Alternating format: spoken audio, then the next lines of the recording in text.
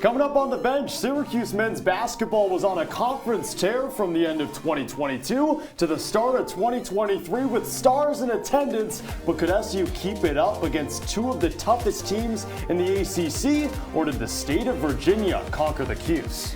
Plus, Syracuse women's hoops needs wins in a hurry. Felicia Leggett-Jack's crew was riding a 3-game losing streak, but the 'Cuse had a prime opportunity to get back in the win column with home games against Virginia and Louisville. Could the Orange right the ship? Plus, Syracuse men's lacrosse is right around the corner. You heard me. And after the Orange fell flat last season with a stacked recruiting class, will that change SU's fortune just 1 year later? We have all three CitrusTV men's lacrosse beat reporters ready to talk about the season. That and much more. It's on the bench, and it starts right now.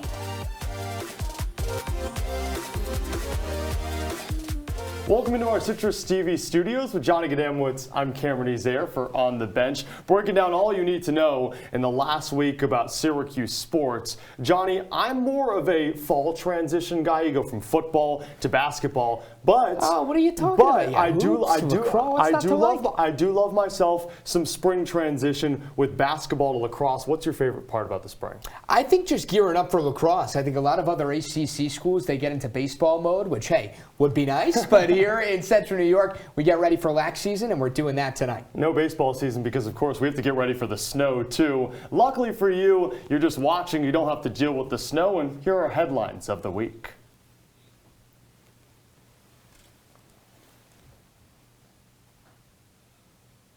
After 6 freshmen committed to Jim Boeheim in Syracuse prior to this season, a question followed: who else could SU bring to the Hill? Well, it looked bleak with no commits in the class of 2023 until a class of 2024 4-star changed the trajectory of the Orange's future. Bronx native Elijah Moore committed to Syracuse over the weekend. The 6'4", 170-pound shooting guard is considered one of the best shooters among the 2024 grouping and ranked 73rd in his class by 247 Sports. The consensus 4-star is wrapping up his junior year at Cardinal Hayes High School before joining the Orange in 2024. Start spreading the news. If you enjoyed watching Syracuse football play in the Pinstripe Bowl back in December, I've got good news for you. The Orange are headed back to Yankee Stadium in 2023, but this time it's for a regular season contest. Syracuse and Pittsburgh will meet in the Bronx on November 11th. The contest will celebrate the centennial anniversary of when the 'Cuse and Pitt first squared off in 1923 at Yankee Stadium. This marks the first neutral site regular season game for the 'Cuse since 2018, when Syracuse met Notre Dame, also in the Bronx, as part of the Shamrock Series. So another trip to the Mecca and a great possible event for alumni, but after all, it is one less home game for Dino Baber's squad. But Johnny, Shamrock Series, it got 1923. Can't get much better than that. There aren't many better feats than winning a national championship in college, too.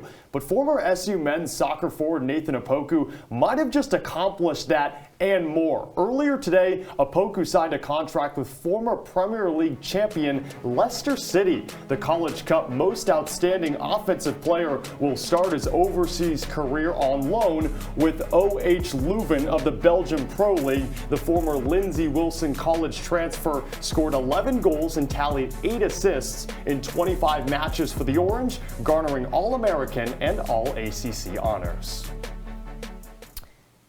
Now, entering the week, Syracuse men's basketball was really in need of wins. The Orange already took on Virginia Tech once in the month of January. That came in Syracuse in SU victory. Now, the Orange needed to go on the road to Blacksburg and try to replicate a win over the Hokies from Virginia. Let's check it out. SU and VT. Syracuse in need of wins in a hurry. Could they get it done traveling to Va Tech? Early on, who cares about the game? Check out this little man throwing it down. He should enter Jim Boeheim's starting lineup. No, but in all seriousness, Malik Brown did enter Jim Boeheim's starting lineup, and he lays it in for an early quick 2. Get used to the name Grant Basile. 2-hand slam there. 2 of his first 25 points on the night. Now, if you like 3 balls, you'll enjoy these next few clips. Virginia Tech let it fly from downtown. MJ Collins, Hunter Couture, Grant Basile again. All told, Va Tech entered the day just 8th in the ACC in three-point percentage. How about 11 first-half triples to have them up big at the half? The most points surrendered in a half by SU on the year. But the Cuse not going down without a fight. Jesse Edwards, 2 defenders, draped all over him. Doesn't matter. And then Justin Taylor knows, hey, if we're going to come back, we're going to need some trifectas. So Taylor cuts it to 15, but Virginia Tech just did not take their foot off the gas pedal. Basile, the very next play with authority, two-hand jam. Justin Mutz, a few minutes later, getting crafty with the Euro step, absorbing the contact with the finish. And Virginia Tech has their way with SU 85-70, the final from Blacksburg. And now, no matter what lens you look at this one through, there wasn't a whole lot to like for the Orange. VT notching 52 points in the first half, thanks in large part to those 11 threes. The 85 points surrendered by the Cuse, the most they've given up in a single game this season. And offensively, only 2 SU players in double figures. Judah Mintz pacing the Cuse with 21, while Malik Brown in his first start poured in 11. As for the senior Joe Girard, he was limited to just 7 points all night on 2 of 8 from the floor.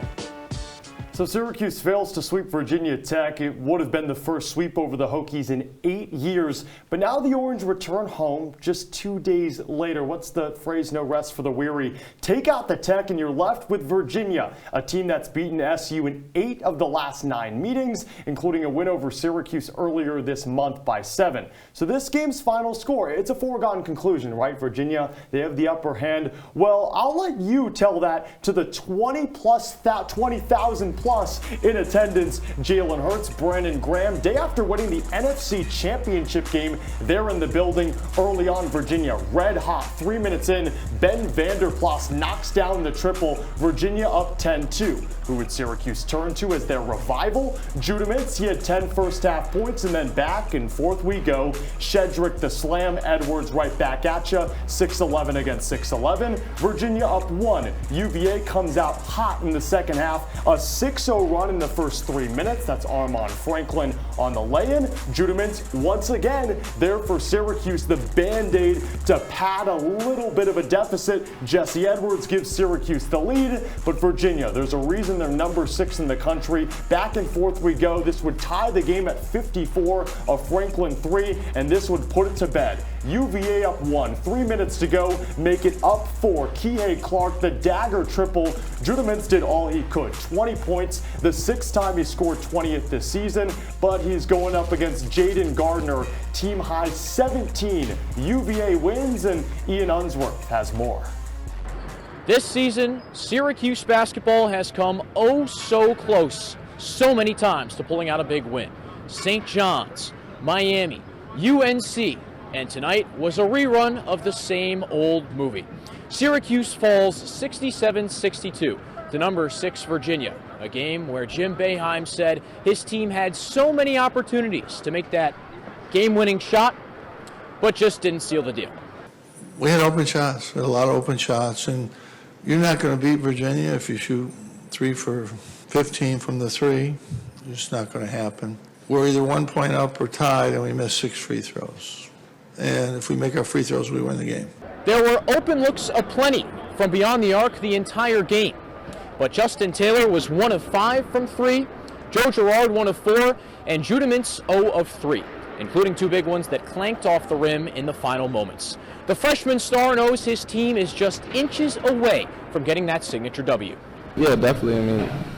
I mean, we could have won that game. We've been in positions to win games with top 25, top 10 teams multiple times now. So, I mean, I feel like we're right there. It's just little things that are going to take us over the edge to make us win those games instead of just competing. Syracuse now moves on after losing 2 straight to Virginia State teams and faces Boston College in Conti Forum this Saturday at 5. Reporting from the Dome, Ian Unsworth, Citrus TV. Coming up on the bench, we'll keep it on the hardwood, but shift gears to the women's side. 2 big home games for an Orange team in dire need of a victory. We'll have it for you after the break. OTB will BRB. Jason, let's go see your room.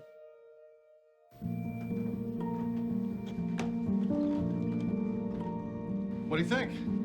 We kept it a little spare, so you can decorate it how you like.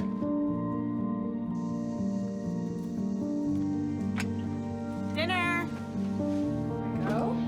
Excellent. Soccer's fun. Yeah, I saw you guys out there. We're the family.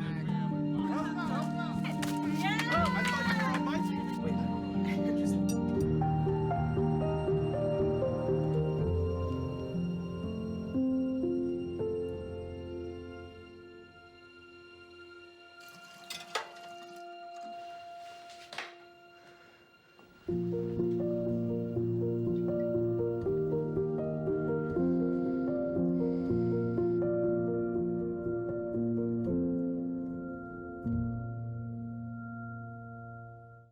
Well, Thomas, you've got pre-diabetes. But with more exercise and a change in diet, it can be reversed. I've tried exercising. It just makes me hungry for bacon. I love bacon, too. And who really likes to exercise? Not me. Me neither. Nobody. So we're good? What? Oh, you still have pre-diabetes. Big time.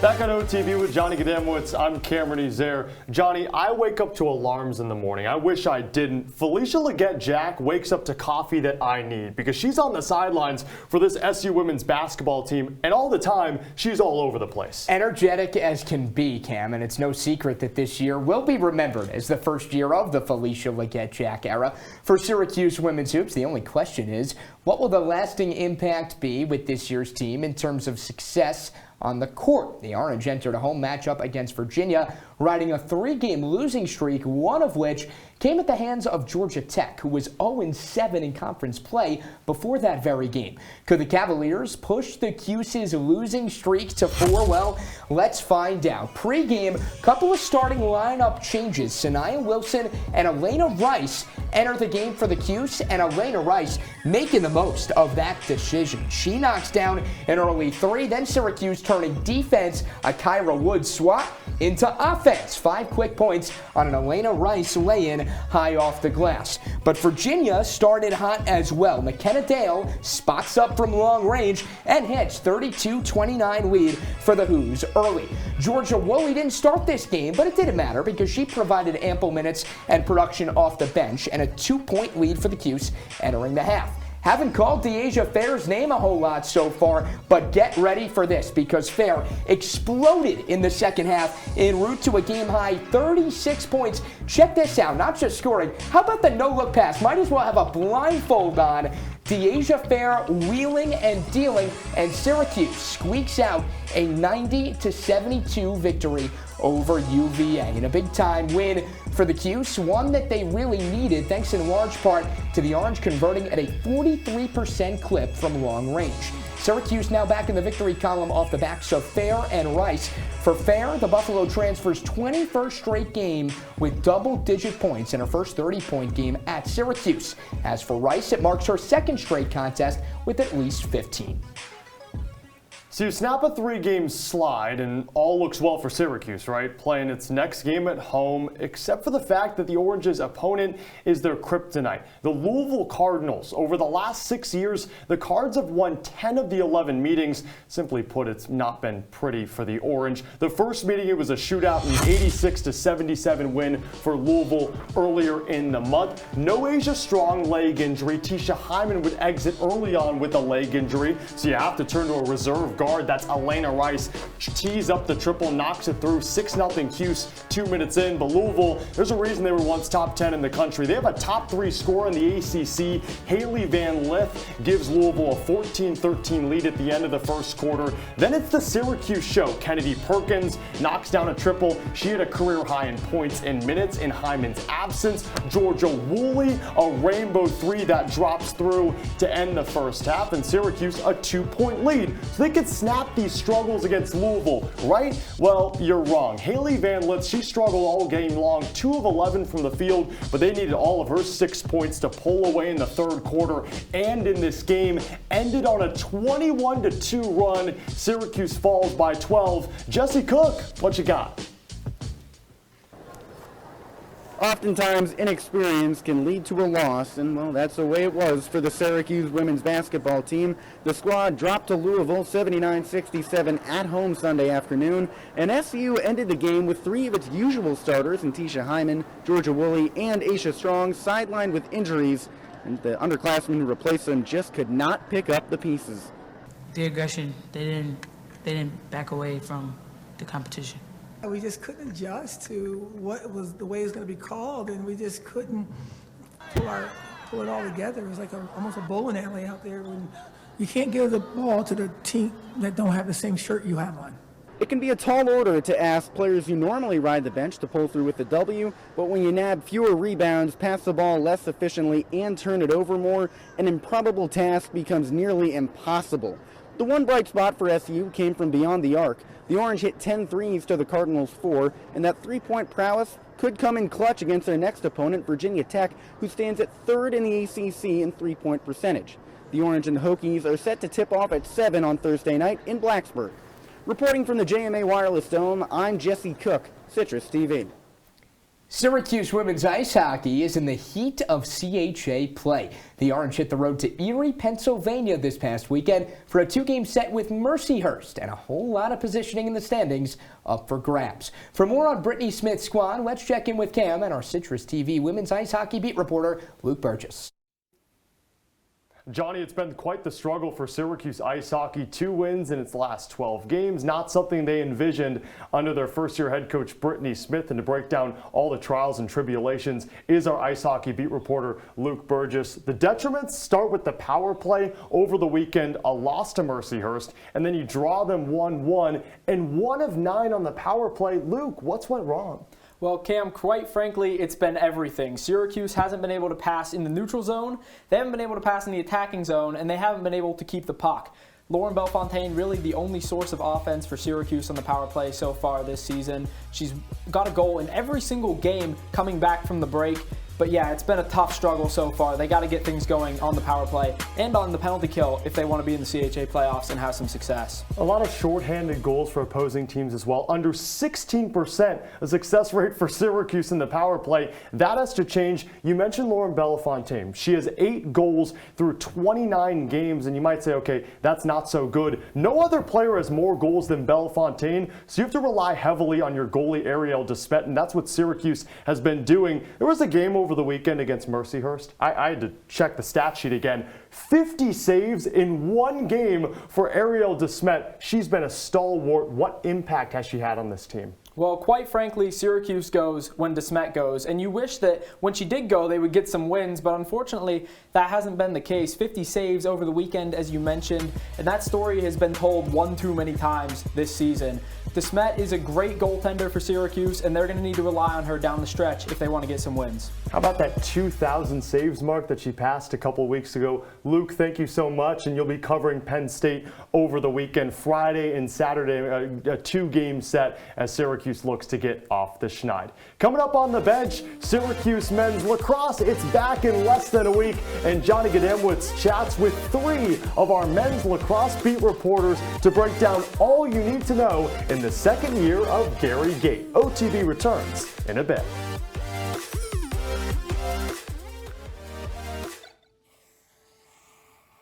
Dad? Just 1 minute, okay? Hey, Bobo, do trees tell each other stories? I'm sorry. I'm afraid I don't know that. Hey, why don't we go find out?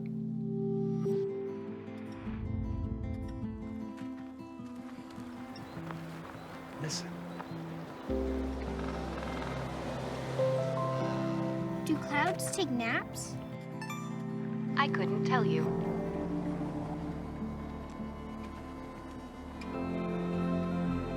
Can birds draw pictures? I don't have an answer for that. Dad, do stars visit their friends? Look,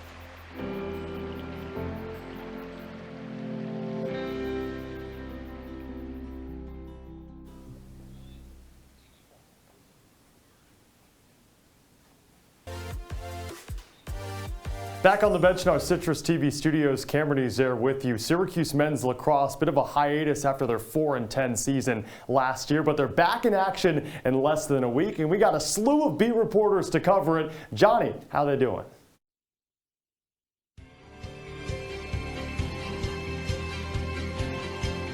This is Jeopardy!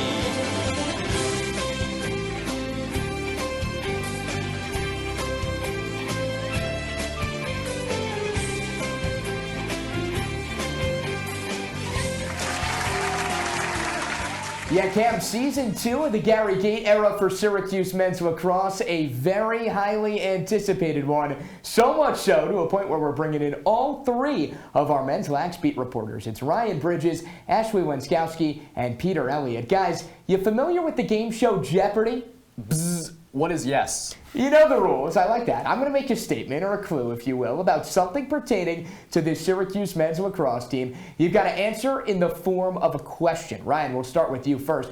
Obviously, a Syracuse team comprised of so many playmakers. You get Owen Hiltz back from injury. Alex Simmons transfers over from Denver. But it's this player that will be the Cuse's X factor.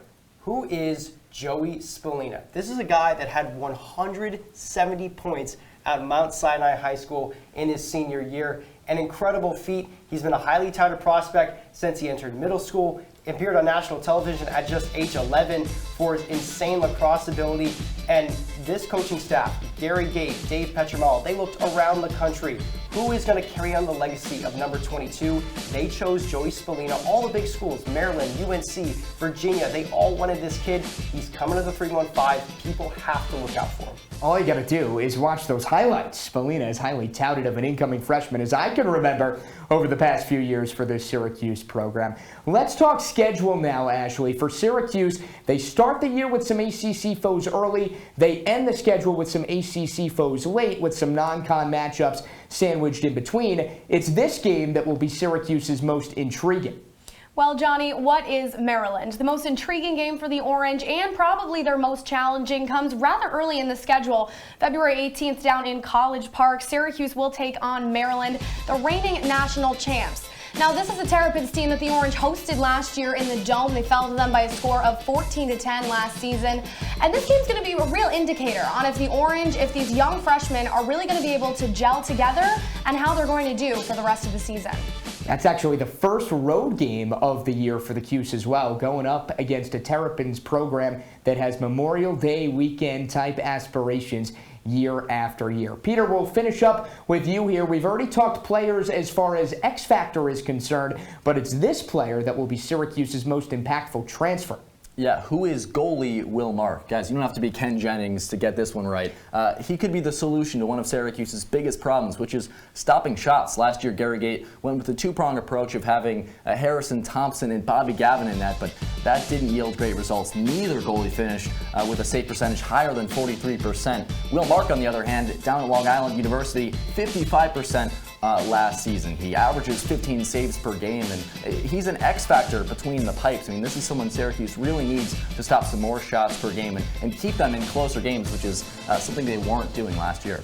I think a lot of Syracuse fans are hoping it is indeed Will Mark's job to lose, and he gets the nod over Harrison Thompson between the pipes in this weekend's opener against Vermont. Again, that's Ryan Bridges, Ashley Wenskowski, and Peter Elliott. Be sure to give them a follow. Keep up with their Cuse men's lax coverage all season long. When we come back, we'll close up shop here on OTB by handing out our top plays and performers of the week. All that and more. Don't go anywhere. Welcome to my house. Lately, not my happy place. Everybody's pretty tired of each other. The parents were not themselves. My little brothers were morphing into small creatures. The walls were closing in. Clearly, a case of too much family, too close, 24/7. And there's a lot of that going around right now. If this sounds like your house, try going someplace new. YourLifeYourVoice.org. You'll find lots of ideas to help you handle the family stresses of being confined to close quarters. YourLifeYourVoice.org. It might not get you out of the house, but it could help you find a little more breathing room.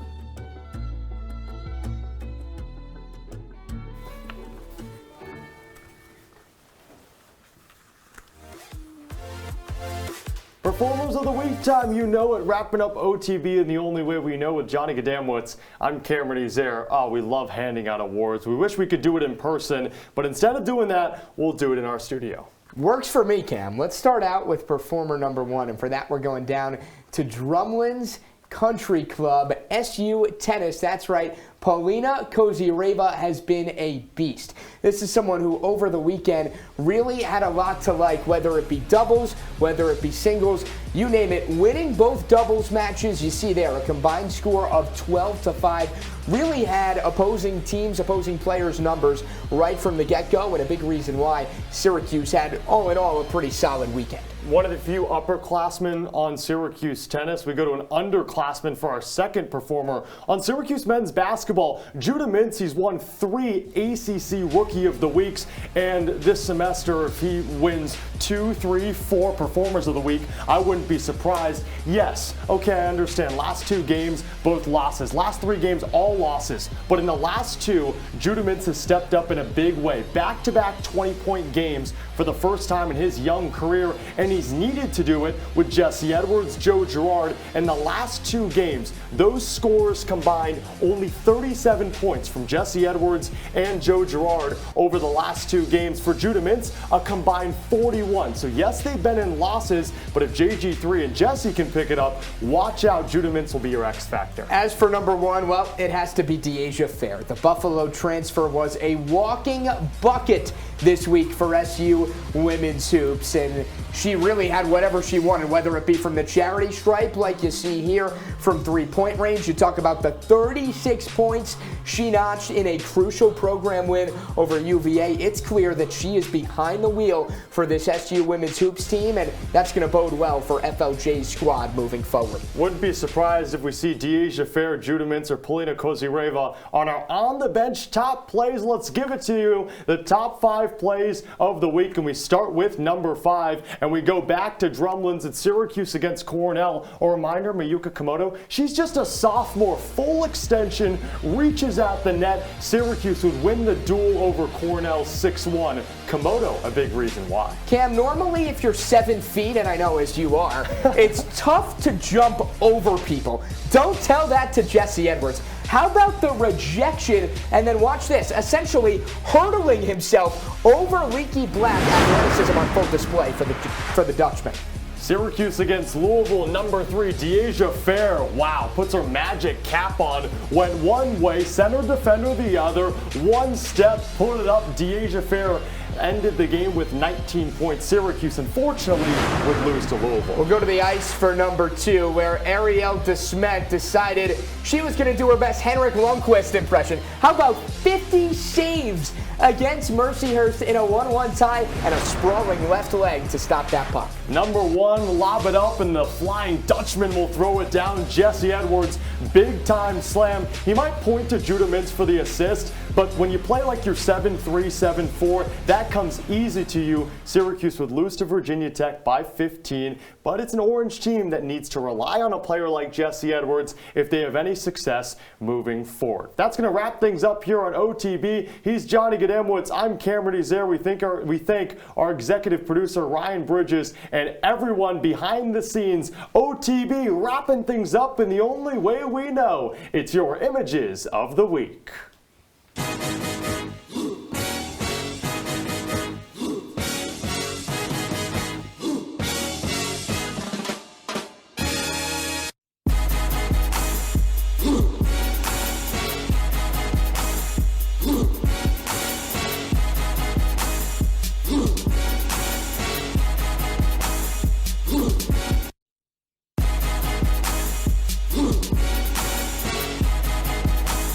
Woo!